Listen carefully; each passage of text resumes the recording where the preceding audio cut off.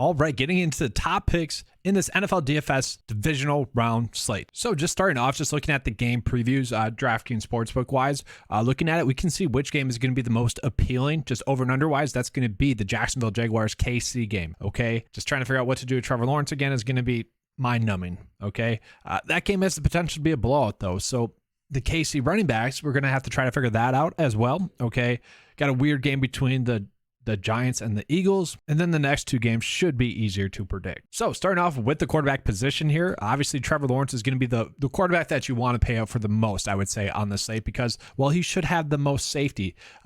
He's going to be a play in which if you just want to lock in 20 points, not think about it, not worry about it, and be good to go, that's going to be Patrick Mahomes. So looking at it, guys, these two teams met earlier on this season, and Patrick Mahomes was able to go for 35 DK points as well in that game. Didn't have to throw that ball that many times. 35 times was able to throw the ball or throw 4 touchdowns in that game. And that's kind of been the biggest issue, I guess, with Patrick Mahomes lately, is that there are or have been a few games in which he hasn't really needed to throw the ball that much. And so with that game being projected to kind of be a blowout, you know, a 2-score game, that does make me worried that maybe his ceiling is capped a little bit, because maybe they get up early. Sure, he might get 3 early touchdowns, but the passing yards might be low, might not get the 300-yard bonus and whatnot. So that's really my only worry with Patrick Mahomes, but obviously the top quarterback play on the slate. And then from there, I would say probably Trevor Lawrence is going to be the second best quarterback play on the slate, just at 6K. But honestly, I don't know what to do with him. He is just so mind-numbing. And you guys saw it. You guys saw it last week. Finally, I was like, he is the most frustrating quarterback in the league and probably ever. Like, how can a quarterback look that terrible, like just trash, you know, missing wide open receivers, just throwing bad balls? If I see him throw another pass behind a receiver on a crossing route, I'm going to lose some hair. Like, it is just so frustrating. And then, boom, elite, just like literally elite. And that has literally been his whole season, just so inconsistent. Like, how I just don't get how a quarterback can look like Mitchell Trubisky for a majority of the game and then all of a sudden look like Patrick Mahomes. Okay. And that has been Trevor Lawrence. Like, hit the easy throws, man. Hit the average throws. Be a little bit more in the middle rather than this freaking seesaw battle of being trash and being elite. It's just so annoying. We need more of the in between. And like I said, like, I don't know what to do with him, because we literally saw both extremes of it last week against the Chargers, because he was the reason they were behind. He was also the reason why they came back and won. And also Brandon Staley for the Los Angeles Chargers. Obviously, he's in a good spot going against KC as well. Like, this should be a pass-heavy game. The game script is going to be in his favor as well. This is a team and a matchup in which he went for 21 DK points against the first time out.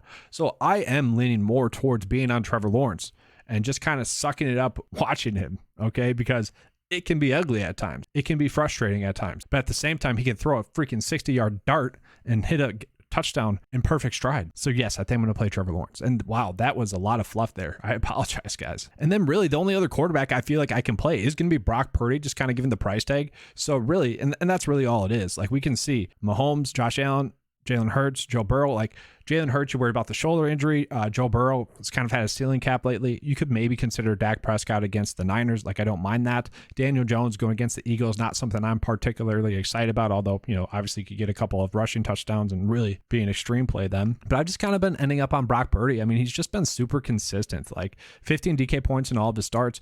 And it seems like he has gotten progressively better. And part of the reason why is because this offense has been so elite. You got CMC, Debo, George Kittle. Like, the chances are you are going to get a passing touchdown when your weapons are that elite. And nearly had another one if Brandon Ayuk could have caught that pass. So if we have to pay down, we're going with Purdy. If not, probably Lawrence. If we could fit Mahomes into our builds, we would love that. I don't know if we're going to be able to, because I am trying to prioritize the receivers. But getting into the running backs first, the running backs are so difficult this week. I think we can just plug and play CMC.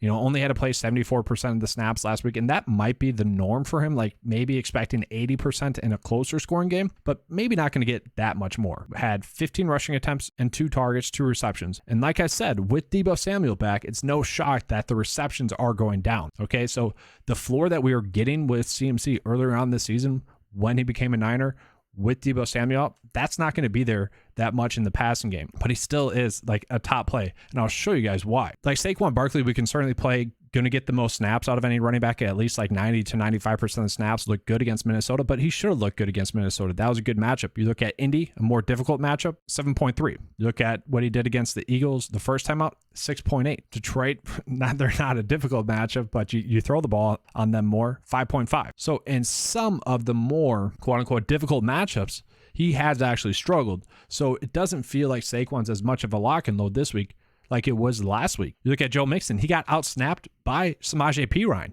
And Samaje Perine is at such a cheap price tag. And we all know Perine has probably looked better than Mixon this season, but he's not getting that much work. So it's not like we can pivot to Perine over Mixon. Like you probably would want to prioritize Mixon over Perine. Travis Etienne, we might have to play, and I don't love it. Okay. 86% of the snaps last week, which is huge. Against KC earlier this season, only 10.3 DK points. What did we consistently hear in that broadcast last week? It was that they wanted to commit to the run more frequently. They needed to remember to rush the football because in the previous two games against Tennessee and Houston, they kept forgetting to. Like, what do we do with that? You know, it's just like, yes, that'd be great. Ideally, if they do finally commit to the run and continue to give him 20 rushing attempts, he should be a good play this week going against the Kansas City Chiefs.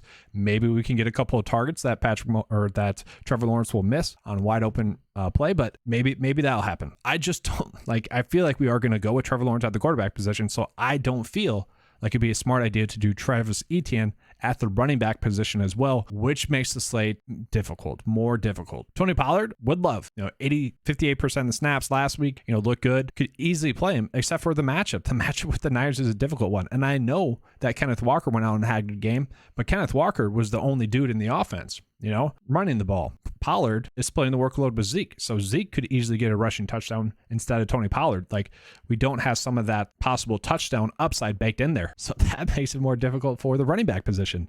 McKinnon and also Isaiah Pacheco. I would probably say Pacheco could be a good option with that game script. 2-score game. So maybe Pacheco gets 14% of the carries. But honestly, I could see them, with it being the playoffs and whatnot, just committing to someone like Jerick McKinnon a little bit more frequently. The veteran running back, the guy they can trust. It's another layer to this that makes the running back position difficult. Obviously, we love the consistency that he's had in the passing game, but this is going to go away.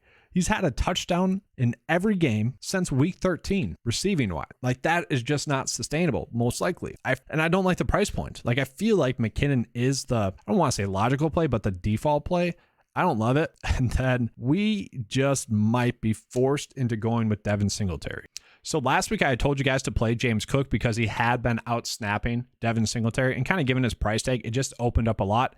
Ended up working out. In retrospect, probably just got lucky, in all honesty, because he didn't end up out snapping Singletary. They went to the veteran running back. So kind of like my worry with the Chiefs that they might just go with Jerick McKinnon more. Now it's the playoffs, just default to them a little bit more. We saw that happen with the Buffalo Bills, where Devin Singletary ended up playing more snaps. He ended up playing 55% of the snaps to James Cook's 31%, and then Hines actually played a decent amount as well. But we're just not getting the upside there with Singletary. We need a rushing touchdown. Like 10 rushing attempts is great, but without any work in the receiving game, we don't like that then. And then I didn't even touch on Miles Sanders, but it's been so inconsistent. Like, I don't know. He went off against the Giants. Like, sure, maybe try to get lucky. With Jalen Hurts banged up, I kind of expect him to commit to the run a little bit more. I guess Miles Sanders, just given the logic that we went through, would be the best play, and I don't like it, okay? And that's why I have been prioritizing receiver over anything else. Plus, we have so many great tight end plays. Okay, so this is kind of a weird thing with the playoffs, right? Like, I just kind of showed you guys, like, not that many elite running back plays, and we're going to have elite receiver plays and very elite tight end options. Maybe tight ends win or make the playoffs. If you had a good tight end, you're increasing your chances to make the playoff. But looking at Jamar Chase, is kind of like the clear-cut pay-up play. The dude has had over 10 targets in like 5 straight games, and like way over 10 targets, 12, 13, 12, 13, 15, 8, where he still had 16 points, 11, 10. Like, he has just been getting targeted heavily to the point where it's tough not to like him. And that was against Baltimore as well, who had been better defensively against the New England Patriots and against Tampa Bay. All defenses that had been, pretty good. I know Baltimore we picked on a little bit, but a divisional team, a team that plays the Bengals well. He did well against them. So to me, Chase at 7.8, which is a cheaper price tag than we have been getting, is kind of the clear-cut play, especially going against Buffalo, a team that just let Skylar Thompson kind of look, pretty good, I would say, relatively speaking. So yes, let's go with Jamar Chase there. Then from there, you're going to have to decide what you want to do. I don't mind Diggs. Obviously, going against the Bengals, maybe not the best matchup, but at the same time, New England, he went off against in week 18. That's a good defense. That was a must-win game for New England. So it's not like he can't go off. It's just, I think we would rather prioritize the other receivers more. Like CeeDee Lamb going against the Niners, that's highly appealing to me. The issue with him is, 6 targets, 7 targets. Those targets have been down the last 2 weeks. But as a whole, I don't think we need to worry about it, okay? They were up very high and early against the Bucs. That game against Washington didn't matter. And so we look at the last few games prior to that. Tennessee, a team that you'd beat defensively via the air, but against the Eagles, went off against them.